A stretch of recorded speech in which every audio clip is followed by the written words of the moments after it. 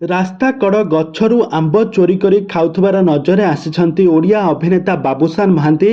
ଦର୍ଶକ ବନ୍ଧୁ, ଆପଣମାନେ ବାବୁସାନଙ୍କୁ ତ ବେଶ ଭଲ ଭାବରେ ଜାଣିଥିବେ। ଦୀର୍ଘ ଦିନ ଧରି ଅଲିଉଡ ଇଣ୍ଡଷ୍ଟ୍ରି ଜବରଦସ୍ତ ଆକ୍ଟିଂ କରୁଛନ୍ତି ବାବୁସାନ ମହାନ୍ତି। ବାବୁସାନ ବର୍ତ୍ତମାନ ସମୟରେ ଏମିତି ରାସ୍ତା କଡ଼ରୁ ଆମ୍ବ ଚୋରି କରି ଖାଇ ବହୁତ ହଟହଟା ହେଲେ ଆଉ ତାଙ୍କୁ ବହୁତ ସାରା ଫାଇନ୍ ଦେବାକୁ ମଧ୍ୟ ପଡ଼ିଲା। ତେବେ ଦର୍ଶକ ବନ୍ଧୁ, ଏ ସମ୍ପର୍କରେ କ'ଣ ରହିଛି, ଅଭିନେତା ଅନୁଭବ ମହାନ୍ତି ଏମିତି କାହିଁକି କଲେ, ଏ ସମ୍ପର୍କରେ କ'ଣ ରହିଛି ଅଧିକ ଅପଡେଟ୍ ଜାଣିବା ପାଇଁ ହେଲେ ଆପଣମାନେ ଆମ ଚ୍ୟାନେଲକୁ ସବସ୍କ୍ରାଇବ କରି ପାଖରେ ଥିବା ବେଲ୍ ଆଇକନକୁ ଦବାଇ ଦିଅନ୍ତୁ।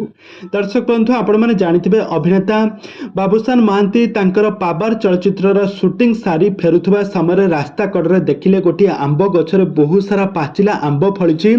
ତାଙ୍କ ସ୍ତ୍ରୀ ତାଙ୍କ ଫ୍ୟାମିଲି ମେମ୍ବରଙ୍କ ସହିତ ସେ ରାସ୍ତାରେ ରହି ଆମ୍ବ ଖାଉଥିବାର ନଜରରେ ଆସିଛନ୍ତି।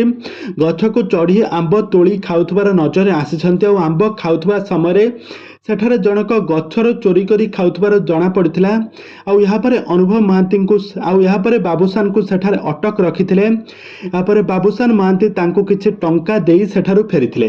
ତ ଏମିତି ହଟହଟା ହୋଇଥିଲେ ବାବୁସାନ ମହାନ୍ତି। ତ ଏମିତି କାହିଁକି କଲେ ବାବୁସାନ ମହାନ୍ତି?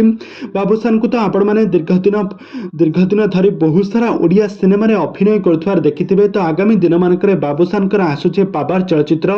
ତ ଏହି ପାବାର୍ ଚଳଚ୍ଚିତ୍ରକୁ ବାବୁସାନ ମହାନ୍ତି ବହୁତ ସାରା ନିଆରା କ୍ୟାରେକ୍ଟରରେ ଅଭିନୟ କରୁଥିବେ ବାବୁସାନ ମହାନ୍ତି ଆପଣମାନେ ଏଠାରେ ଦେଖିବା ପାଇଁ ପାଇବେ। ତେବେ ଦର୍ଶକ ବନ୍ଧୁ, ଆପଣମାନଙ୍କୁ ବାବୁସାନ କେମିତି ଲାଗନ୍ତି ଆଉ ତାଙ୍କର ଆକ୍ଟିଂ ଆପଣମାନଙ୍କୁ କେମିତି ଲାଗେ, ଆମକୁ ନିହାତି ଭାବେ କମେଣ୍ଟ ବକ୍ସରେ କମେଣ୍ଟ କରନ୍ତୁ।